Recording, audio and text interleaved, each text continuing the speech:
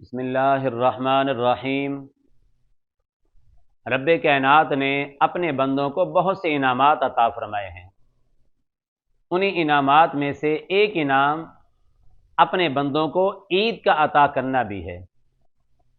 لیکن عید سے پہلے جو رات آتی ہے، جسے ہماری زبانوں میں عرف عام میں چاند رات کہا جاتا ہے، عید کی رات کہا جاتا ہے، اس رات کی اہمیت بھی رب کائنات کی بارگاہ میں بہت زیادہ ہے۔ لیکن ہم میں سے اکثر اس رات کی اہمیت سے غافل نظر آتے ہیں۔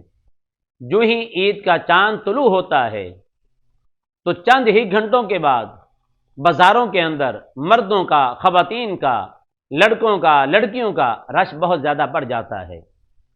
کبھی آ رہے ہیں بازار کے چکر لگا کر، کبھی جا رہے ہیں کچھ چیز کو لینے کے لیے، کبھی دوبارہ آ رہے ہیں۔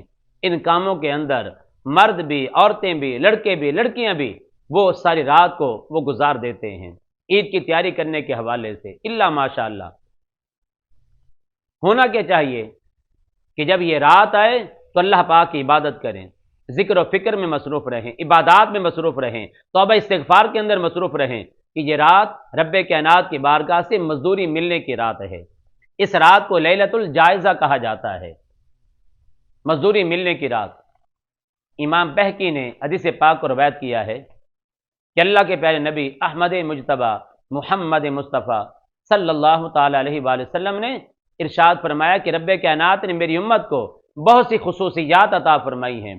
انہی میں سے ایک خصوصیت یہ ہے یغفر لہم فی آخر لیلہ، ماہ رمضان کی آخری رات میں رب کائنات کی ذات اپنے گناہگار بندوں کے گناہوں کو معاف فرما دیتا ہے۔ صحابہ کرام نے سنا تو عرض کی یا رسول اللہ صلی اللہ علیہ وآلہ وسلم ہی لیلۃ القدر، وہ رات جس میں اللہ اپنے گناہگار بندوں کے گناہوں کو معاف کرتا ہے، کیا وہ رات لیلۃ القدر کی رات ہے؟ تو رب کائنات کے محبوب صلی اللہ علیہ وآلہ وسلم نے فرمایا لا، نہیں، ولکن العامل انما یوفی اجرہ اذا قضی عملہ او کما قال۔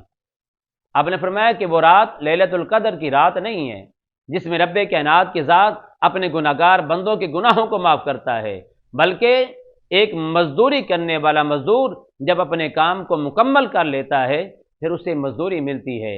مطلب یہ ہے کہ ماہ رمضان میں بندہ مومن اللہ کی عبادت کرتا رہا، روزے رکھتا رہا، قیام اللیل کرتا رہا اور تراویح ادا کرتا رہا اور قرآن مجید کی تلاوت کرتا رہا، تہجد پڑھتا رہا، یہ سارے ذکر و فکر میں مصروف رہا، اور جب ماہ رمضان کا اختتام ہوتا ہے تو پھر اس انسان کے لیے مزدوری ملتی ہے رب کائنات کی بارگاہ سے۔ اور مزدوری کب ملتی ہے؟ ماہ رمضان کے اختتام پر جو رات آتی ہے جسے ہماری زبانوں میں وہ چاند رات کہا جاتا ہے۔ اللہ اس رات میں اپنے بندوں کو مزدوری کیا عطا کرتا ہے؟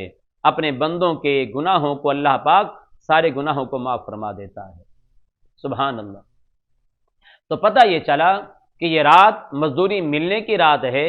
اس رات کو بازاروں کے چکر لگانے میں، دیگر مصروفیات میں ہمیں نہیں گزارنا چاہیے، بلکہ ایک اور حدیث پاک میں ہے، ابن ماجہ میں یہ حدیث پاک موجود ہے، اللہ کے پیارے نبی احمد مجتبی محمد مصطفیٰ صلی اللہ تعالی علیہ وآلہ وسلم نے ارشاد فرمایا من قام لیلۃ العیدین، کہ جو انسان عیدین کی راتوں میں قیام کرتا ہے، اللہ کی عبادت کرتا ہے، ذکر و فکر کرتا ہے، محتسبا للہ، اللہ پاک کو راضی کرنے کے لیے، لم یمت قلبہ یوم تموت القلوب او کما قال، اس دن اس انسان کا دل نہیں مرے گا جس دن دل مردہ ہو جائیں گے، دل مر جائیں گے۔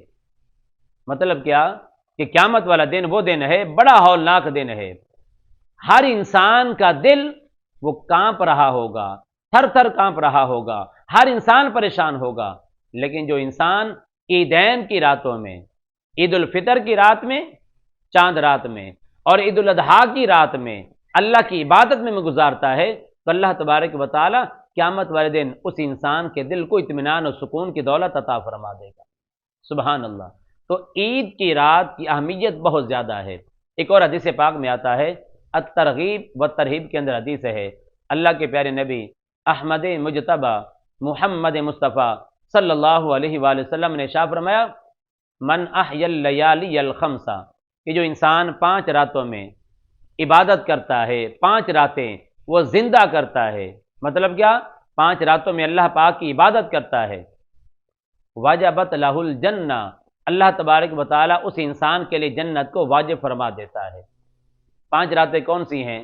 نمبر 1 لیلۃ الترویہ، ذوالحج کے مہینے کی 8ویں رات۔ نمبر 2 ولیلۃ عرفہ، ذوالحج کے مہینے کی 9ویں رات۔ نمبر 3 ولیلۃ النحر، ذوالحج کے مہینے کی 10ویں رات یعنی عید الاضحیٰ کی رات۔ نمبر 4 ولیلۃ الفطر، عید الفطر کی رات جسے چاند رات کہا جاتا ہے۔ نمبر 5 ولیلۃ النصف من شعبان، شعبان المعظم کی 15ویں رات۔ اللہ کے نبی علیہ السلام نے فرمایا جو انسان ان 5 راتوں میں اللہ کی عبادت کرتا ہے تو اللہ تبارک و تعالی اس انسان کو انعام کیا عطا کرے گا؟ وجبت لہ الجنہ، اللہ اس انسان کو جنت میں داخل فرما دے گا۔ سبحان اللہ۔ تو پتہ یہ چلا سامعین، اس رات کی اہمیت بہت زیادہ ہے۔ ہمیں چاند رات کو بازاروں کے چکر لگاتے ہوئے نہیں گزارنا چاہیے۔ جو کام کرنا ہے انسان پہلے سے میٹ لے اور اس رات میں اللہ کی عبادت کرے، ذکر و فکر میں مصروف رہے۔ اگر ساری رات عبادت نہ بھی کر سکے، ممکن نہ ہو کہ صبح کے وقت عید کے حوالے سے تیاری کرنی ہے، تو انسان کو چاہیے، علماء حق اللہ ان سے راضی ہو جائے، بیان کرتے ہیں کہ انسان عشاء کی نماز جماعت کے ساتھ پڑھے، جتنا ہو سکے عبادت کرے، پھر سو جائے، اور فجر کے وقت جماعت کے ساتھ انسان نماز پڑھے کہ اللہ تبارک و تعالی اس انسان کے تو رب کائنات کی رحمت پر امید ہے کہ اللہ تبارک و تعالی اس انسان کو ساری رات عبادت کا ثواب عطا فرما دے گا۔ سبحان اللہ۔ تو ہمیں چاہیے کہ چاند رات میں اللہ کی عبادت کریں، ذکر و فکر میں مصروف رہیں، دیگر مصروفیات کو ترک کر کے توبہ استغفار میں مصروف رہیں کہ یہ رات لیلۃ الجائزہ ہے، مزدوری کے ملنے کی رات ہے، اور مزدوری کون دینے والا ہے؟ رب کائنات کی ذات ہے، اور وہ ذات جب مزدوری عطا کرتا ہے تو معمولی مزدوری عطا نہیں فرماتا، بلکہ مزدوری یہ عطا فرماتا ہے کہ مزدوری کرنے والے جو بندے مومن ہوتے ہیں ماہ رمضان میں مزدوری کرتے رہے، اللہ ان تمام سے راضی بھی ہوتا ہے، ان کے گناہوں کو بھی معاف فرما دیتا ہے۔ اللہ ہمیں چاند رات میں اپنی عبادت کرنے کی توفیق عطا فرمائے، آمین ثم آمین۔